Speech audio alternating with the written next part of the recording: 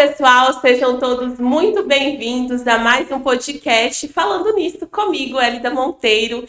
Bom que você está aqui, eu espero que você curta bastante esse nosso vídeo, comente, já aproveita, compartilha aí com seus amigos, que hoje o assunto está importantíssimo, super interessante. Bom, ano de 2022, ano muito importante para o nosso Brasil e para o mundo.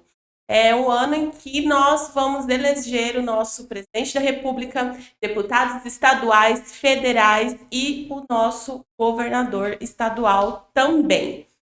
E eu queria fazer algumas perguntas aqui para vocês que estão nos assistindo, só para a gente começar a pensar sobre o assunto. Primeira coisa, você sabe o que é representatividade? Você entende que você precisa ser representado politicamente? Qual a importância disso para a sua vida, para a vida dos seus filhos, para a vida da sua família? Você sabe que o que é conservadorismo, por exemplo, essa palavra que todo mundo tem falado, o que significa? E você, essa é a minha pergunta para você, especificamente para você que é cristão. Você acredita que religião e política se misturam? Bom, eu acredito que sim. E o nosso entrevistado de hoje, que é o meu... Bom, vou começar. Ele é professor, ele é pastor, ele é meu amigo, ele é preletor, ele também é músico, ele é pai, ele é avô, ele é pastor de umas igrejas mais legais aqui de Campo Grande. Ele foi meu pastor também desde que eu sou criança, não faz muito tempo, obviamente, né? E é esposo da minha amiga Vanessa, que eu já vou deixar ela intimada aqui para também vir participar do programa, viu, Vanessa? Então, sinta-se intimada para vir aqui. O nosso amigo pastor Domício Júnior, ele que é escritor e preletor com mais de 1000 preleções no Brasil, Estados Unidos e Europa. Ele que é patriota, cristão, conservador e, lembrando, sem extremismo. É verdade. Seja bem-vindo, professor. Que bom que você está aqui. Obrigado, Elida. E eu sei que a agenda da gente é corrida, né? A gente sai, corre lá, vai ali. Mas deixar de falar para a internet, para as pessoas, porque assim, a internet ela abre um leque, né? Vocês estão aqui, vocês vão compartilhar com a sua família, com a sua amiga, lá na escola, na sua faculdade, desse tema que é muito importante, super atual, que a gente não pode deixar de falar aqui no Falando Nisso. Que bom que você está aqui, seja muito bem-vindo. Legal, muito obrigado pelo convite, pela iniciativa, né, do podcast e pelo convite também. E vamos falar de religião e política. E aí é um assunto meio delicado, assim, né? E aí, como que a gente começa falando sobre isso? Qual que é a sua visão sobre isso? Qual que é a importância da política na vida, por exemplo, do cidadão e do cristão, claro? Bom, na verdade, a religião ela não nasceu da política, né? A política nasceu dentro da religião, dentro do ser humano, da civilização, né? Então, desde quando o mundo é mundo, então a gente percebe que desde o primeiro pecado na face da terra, né? Abel e Caim, né? Quando Caim matou Abel, ali já foi uma política mal finalizada, né? Um acordo mal finalizado, porque a política, o que é? Ela é uma conexão relacional tendo um bem em comum desejável. Então, a partir do momento que eu não consigo desenvolver contigo um alinhamento relacional para conquistarmos algo em comum, ali a nossa política está falhando, porque a política é o alinhamento. Então, todas as vezes que os cidadãos se reuniram, então, voltando a falar do cristianismo, que é um grupo originário dos judeus, e Israel era uma nação que tinha tribo. Se tinha tribo, tinha rei, tinha política, tinha liderança, tinha grupos que se levantavam contra, grupos favoráveis. Então, na verdade, a política ela sempre esteve dentro da religião, né? Nem sempre a religião esteve na política. Por isso que as pessoas separam. Agora, qualquer pessoa... Eu fui criado num ambiente de igreja onde o pastor era eleito, onde a liderança era eleita. E quem era eleito? Eram as pessoas que eram mais próximas, ou mais conhecidas, ou mais influentes. Então, na verdade, ela sempre existiu. O que nunca existiu era o partidarismo, a política partidária junto com a religião. Então, aí é que realmente é algo novo em todo o mundo e no Brasil mais ainda. E o que seria essa política partidária? É porque a igreja, como a igreja sempre teve um braço social muito forte, Então, vamos dizer, a igreja, toda a teologia de Jesus, que atendeu o pobre, o necessitado, o oprimido, o esquecido pelo Estado, porque Jesus ele foi uma voz divergente do Estado, que o Estado era controlador e Jesus defendia a liberdade. Então, queira ou não queira, mas a pauta principal da religião, principalmente a cristã, ela é alinhada com a esquerda. Sempre foi. Né? Porque tudo que está na pauta da esquerda, do atendimento, do proletariado, do trabalhador, do desamparado, tudo isso é uma pauta cristã. Né? Então, o cristianismo nunca esteve aliado, vamos dizer assim, com o capitalismo. Né? Então, sempre foi diferente. Então aí por isso que agora acho que as pessoas não estão entendendo ainda. Exatamente. Então, vai levar um tempo ainda, né? A religião desconectou. Entendeu? Então hoje a gente vê, antigamente, quando eu era adolescente, até jovem, vamos dizer assim, 95% dos cristãos eram pessoas da classe baixa, classe D e E. Aí isso foi mudando. Aí foi começando a mudar, as igrejas foram avançando, no meu caso, no Rio de Janeiro, para Barra da Tijuca, para Ipanema, enfim, todos os lugares de São Conrado, Leblon. Aí começou a surgir as igrejas que antes não tinha. Então começou a ter uma conversão de pessoas que são vinculadas ao estilo econômico do capitalismo, não mais como antes, que era praticamente socialismo, né? E aí começou, aí dentro dessas pessoas existiam pessoas influentes como economistas, Sim. Os próprios políticos, os próprios deputados, vereadores, e aí começou essa discussão ali dentro. Né? Exatamente, aí começou a política partidária dentro da religião. Né? Porque antigamente a igreja já fazia política, mas a igreja, primeiro que o Brasil não era tão assim polarizado, né? Então, vamos supor, o PSDB, que teve uma influência tão forte, era um partido de centro, e os cristãos se identificavam com aquilo, porque da mesma maneira que o PSDB é um partido socialista, ele ao mesmo tempo ele era um partido para o lado democrático. Então esse equilíbrio agradava muito os cristãos, porque eles não eram aquele partido voltado para atender o necessitado, o miserável, e ele tinha aquele braço também da elite, que o PSDB sempre representou a elite. Mas só que agora, quando o Brasil polarizou, então acabou havendo também essa polarização partidária dentro da religião. O que aconteceu para o Brasil ter essa polarização? Qual foi o marco para começar a polarizar? É porque até a eleição do Lula... até a eleição do Lula, o Brasil não tinha despertado, né? Era misturado ainda. Eu acredito que seja a eleição do nosso presidente. E queira ou não queira, o Lula teve projetos sociais e atendeu várias áreas, várias pessoas, enfim. Então vem aí a cultura do cristão de honrar a liderança, o presidente. Então a oposição dentro do núcleo cristão da religião, né? Quando a gente fala de religião, estou falando principalmente do cristianismo, mas depois a gente pode falar de outras abordagens religiosas, mas o que acontece o Lula ele sempre teve esse apoio popular, e como a igreja é popular, e a maior parte do movimento do Lula era popular, e o maior crescimento das igrejas do Brasil foram os neopentecostais, as raízes deles eram popular, então estava tudo junto. Aí as pessoas começaram a se descolar a partir primeiro do mensalão e depois do petrolão, que acabou revelando o lado negativo do governo, que o Brasil todo, né, apoiou. E aí entrou o fenômeno Bolsonaro. Aí polarizou. Aí essa eleição está aí desse jeito, né? Exatamente. Aí, na verdade, essa eleição vai ser muito importante nesse livro pra gente. É porque, na verdade, até o Bolsonaro se eleger, os cristãos evangélicos e católicos, eles não tinham se decidido ainda. E não tinha essa mobilização também, não né? Tinha, não tinha. Né? Porque o Bolsonaro era aquele cara bizarro. Né? Então ninguém sabia o que ia virar ele. Ele realmente era uma pessoa bizarra. Então as pessoas não estavam querendo, no segundo turno, né, o Haddad, e optaram pelo Bolsonaro, na verdade, como menos pior.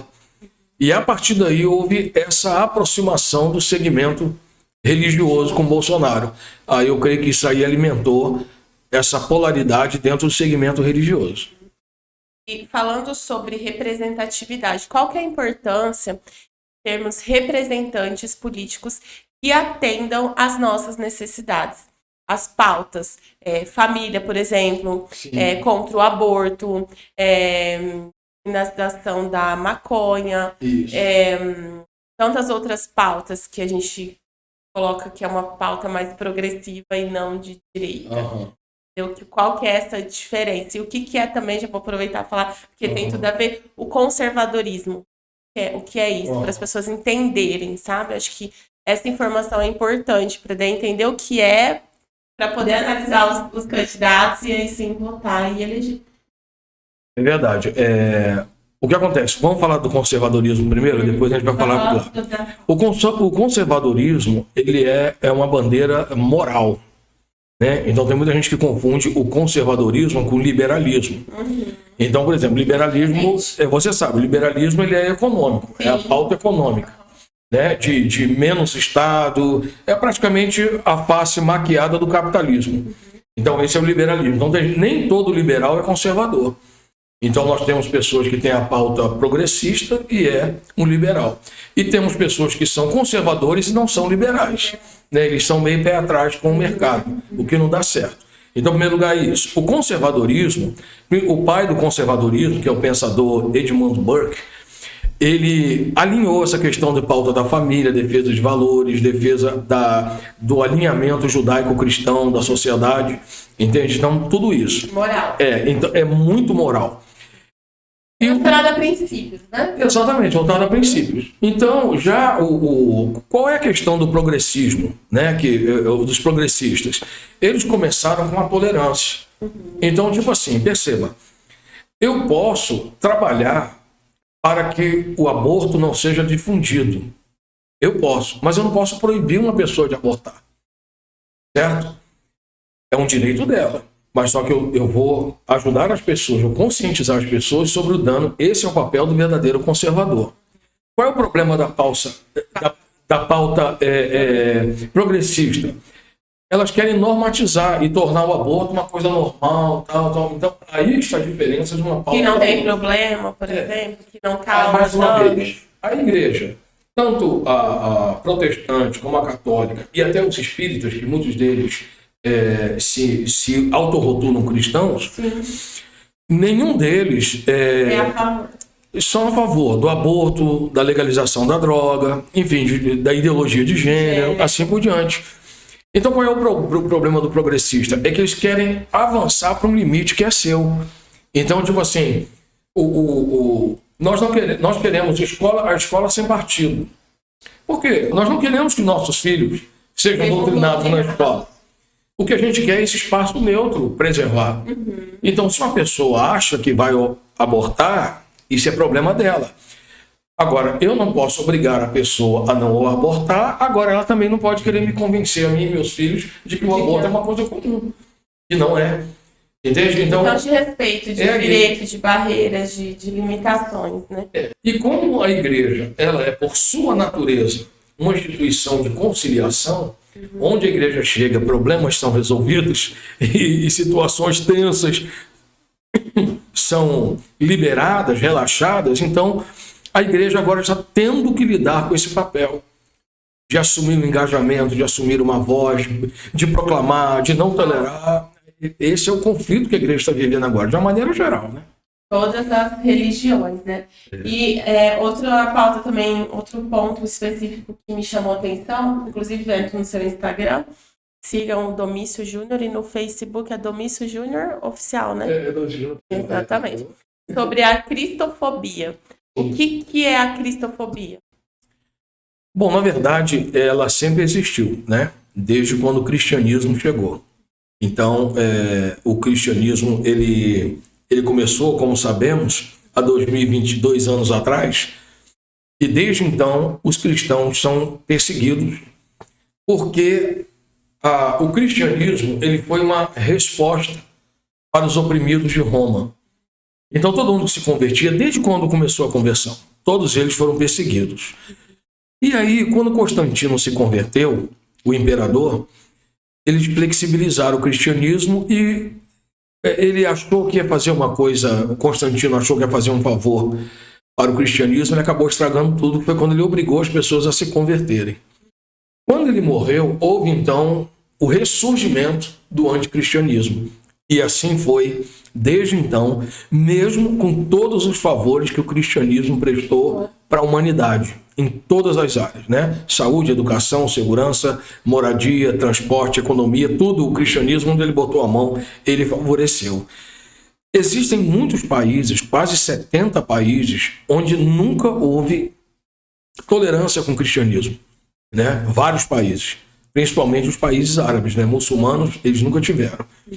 Então, o que acontece? Essa questão da cristofobia, hoje, ela, na verdade, é um ressurgimento de algo que já aconteceu em várias situações, em níveis diferentes.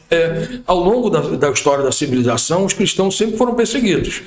Mas agora ele está sendo reativado, parece. Exatamente, né? reativado. A sensação que eu tenho. Aí você, por que eu perguntei agora sobre cristofobia? Porque tem tudo a ver. A gente está falando sobre pauta cristã, sobre conservadorismo, sobre moral, sobre princípios e valores, tem a ver com o cristianismo. É verdade. Então, assim, você é crente, você não é crente.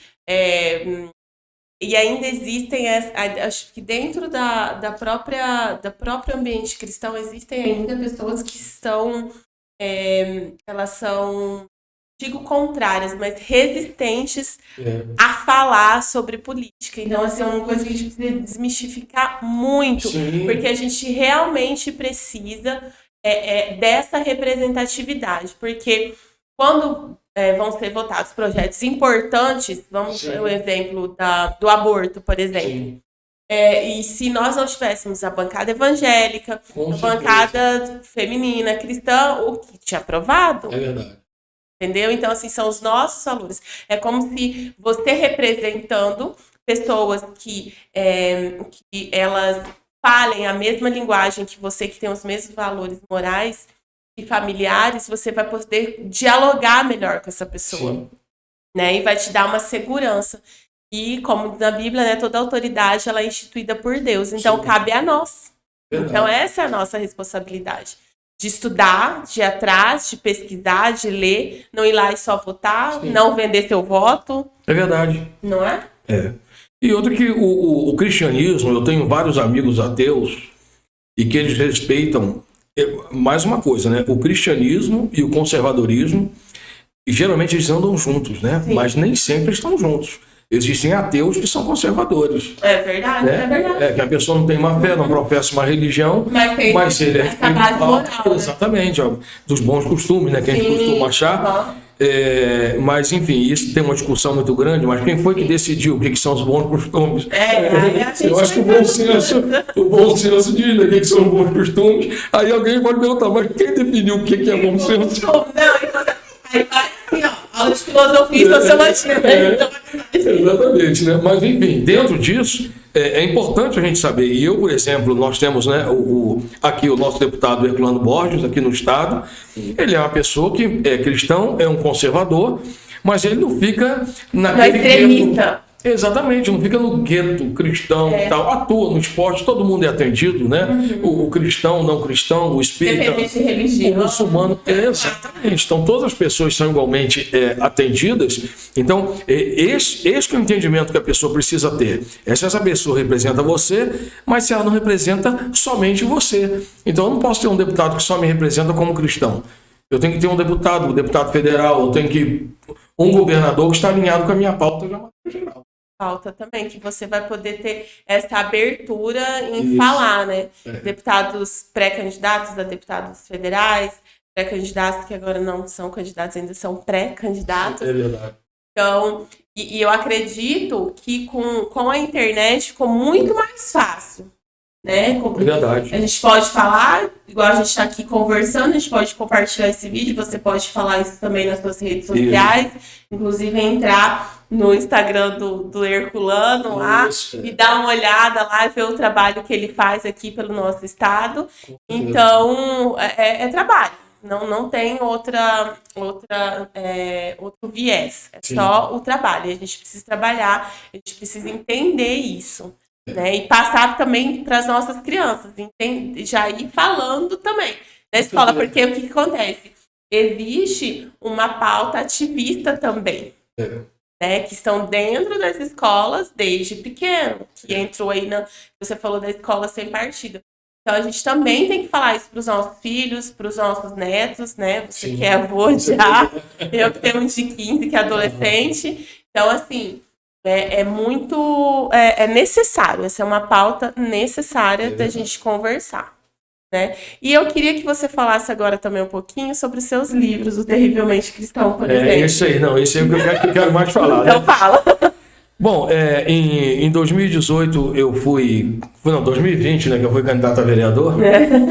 E o que acontece? Eu fui em vários lugares para poder falar, graças a Deus, bem votado. E o que acontece? Eu percebi que a gente não tinha um material que falasse sobre o impacto do cristianismo na vida das pessoas. Eu procurei, não achei, tinha alguns que eram americanos, mas todo livro americano, embora ele falasse de uma maneira geral sobre o cristianismo, era muito alinhado com a realidade norte-americana, né? Porque é o berço do cristianismo pós-moderno. Então eu comecei a estudar sobre isso, mais uma vez, né, sobre a importância de um parlamentar cristão. E eu comecei a ver que, por exemplo, em relação à saúde, os hospitais começaram dentro das igrejas, né? Começaram dentro dos mosteiros. Então, até hoje, a gente vê aquelas fotos, aquelas igrejas antigas, que você vê que tem um ambiente que é chamado santuário, e de um lado tem um anexo, do lado do outro. Geralmente, um anexo daquele era um hospital, o outro era uma escola. Então, as pessoas começaram a receber os andarilhos, na verdade, para hospedar. Daí vem a palavra hospice, no latim, e aí virou hospedaria. E depois, a partir daí, eles começaram a cuidar da saúde das pessoas, que aí virou o hospital. E depois, no meio de todos aqueles doentes, haviam doentes mentais, que viraram o hospício. Então, perceba que é a mesma raiz, né? Hospedagem, hospital e hospício. E tudo isso foi criado, foi gerado dentro da igreja. Não existia hospital, né? Então, na época da Grécia, havia um templo do deus Esculápio, onde os enfermos eram levados e ali tinha uma série de coisas, chá, um monte de ritual para curar. Mas a cura mesmo processual com medicina começou dentro da igreja. A mesma coisa é a educação. A Grécia e Roma, quem tinha dinheiro pagava alguém, um tutor, para poder ensinar. E quem não podia? O cara morria analfabeto. Então, primeira vez que teve um professor na sala de aula falando para vários alunos sentados na frente, também foi numa igreja medieval, igreja cristã. Então, a gente vê a importância da igreja, né, na educação, na segurança, porque todos os ambientes onde as pessoas experimentam um cristianismo prático, a criminalidade é muito baixa. Vemos a importância aí na saúde. Em relação ao impacto da moradia, os cristãos tendem também a se juntar mais para um ajudar a construir a casa do outro, reformar, fazer um monte de coisa, né? As 3 maiores organizações norte-americanas de construção de casas depois de desastres naturais, as 3 são cristãs, sustentadas por igrejas evangélicas nos Estados Unidos. Tem uma igreja nos Estados Unidos que ela dá $1 milhão todo mês para um projeto de construção de casas para pessoas desabrigadas. Então, a gente vê a questão da moradia, né? Então, a gente vê na questão da economia. Tudo isso tem a ver com política. Pois é. É a base. Exatamente. Moradia, família, educação, saúde. Mas tudo isso só foi implementado porque tinha um braço político. Porque a igreja, por exemplo, se minha igreja quiser começar a construir casa, não é assim. Eu tenho que ter uma área, eu tenho que ter alvará, eu tenho que ter licenças, tudo isso eu precisar do poder público. Né? Então tem que ter essa parceria, a igreja com o Estado. A gente vê a questão da economia, todo mundo, Hélida, que estuda sociologia e economia, eles são obrigados a ler 2 autores cristãos. Né? Então um é o Max Weber, autor da Ética Protestante e o Espírito Capitalista. Todo mundo tem que ler. E também tem que ler, esse é o sociólogo, também economista, e tem o economista Adam Smith, que é autor da Riqueza das Nações. Os 2 são cristãos. Então, o que o Max Weber pregou? Que só existe uma maneira de trazer riqueza para uma nação, é através do trabalho. Foi Deus que escolheu isso.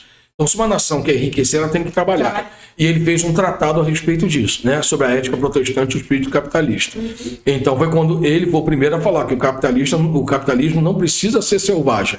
Você só precisa ferir lucro. Você não precisa ferir lucro em detrimento da pobreza do outro. Então, foi ele que criou isso. Depois nós vemos Adam Smith, que é o autor da Riqueza das Nações, e tem um capítulo que é muito especial nesse livro, que inclusive ele é editado separado também, chamado A Mão Invisível. E ele fala sobre as leis do mercado. Então foi ele que criou aquela questão da lei da oferta e da procura. Então percebam, o que seria da economia mundial se não fosse 2 protestantes? Entendeu? Então, E tudo isso serviram para legisladores colocarem limites no comércio para que as pessoas não fossem exploradas por causa disso. Aí, por último, falando em comércio e trabalho, a gente tem um problema da escravidão. Então, nós temos o Wilberforce, exatamente, que na Inglaterra, a Inglaterra foi o primeiro país a importar escravos da África, e esse William Wilberforce, que era um cristão, o pai dele tinha sido escravo, ele foi liberado, tipo assim, eleito ventre livre, então a geração dele que nasceu já não era. Mas o que acontece? Ele lutou contra a escravatura nos Estados Unidos e depois, quando ele já estava prestes a morrer, ele estava deitado já numa maca no hospital e ele recebeu a informação de que a coroa inglesa estaria indenizando os ex-escravos em bilhões de libras esterlinas. Então ele criou leis proibindo a importação, depois ele criou lei proibindo novas contratações. Então o que acontece? Mais uma vez, um cristão na política. Então nós podemos ser muito úteis, né? Exatamente. A política e a igreja não é um assunto nocivo. E onde o pessoal pode comprar o livro? O livro tem na Amazon, né? Não, tá lá. As duas versões, né? As duas versões, impressa e eletrônicas, tem lá na Amazon, Terrivelmente Cristão. É só lembrar da Damares Alves. Exatamente. Inclusive, eu preciso reeditar esse livro com outro título, porque esse título fez muita gente rejeitar o livro, né? Quem não gosta do Bolsonaro e da Damares não quis saber do livro. Vai ter que trocar o título, então. Aí vai ter as duas versões, a versão para o progressista e para o conservador. Muito bom. Gente, obrigada por estar aqui com a gente, ter dado um pouquinho do seu conhecimento. Assim, eu queria ter 5% da memória que o Domício tem, né? Porque ele vai falando os nomes e eu falo, como que ele conseguiu gravar tudo isso? Mas tudo bem, hoje a gente chega lá, né? Depois de 50 aparece, a gente acaba... Um pouquinho, 1000, né? Fica fácil. Mas só desse tema aí foram 50. Nossa! Aí a gente acaba decorando. É verdade. Gente, muito obrigada pela sua participação, por você estar aqui com a gente também. E eu espero que você realmente compartilhe, que você goste, que você entenda. Qualquer dúvida, você chama a gente lá no nosso direct, @falando-nisso-em, ou Elida Monteiro França, ou do pastor Domício aqui, professor. Eu tenho certeza que ele vai se sentir muito feliz em poder ajudar você, tá bom? Então, fique ligado. Vai lá no Instagram, estude, veja os pré-candidatos, depois os candidatos na época eleitoral e vote certo. É isso aí, um beijo no coração de vocês, até o próximo programa.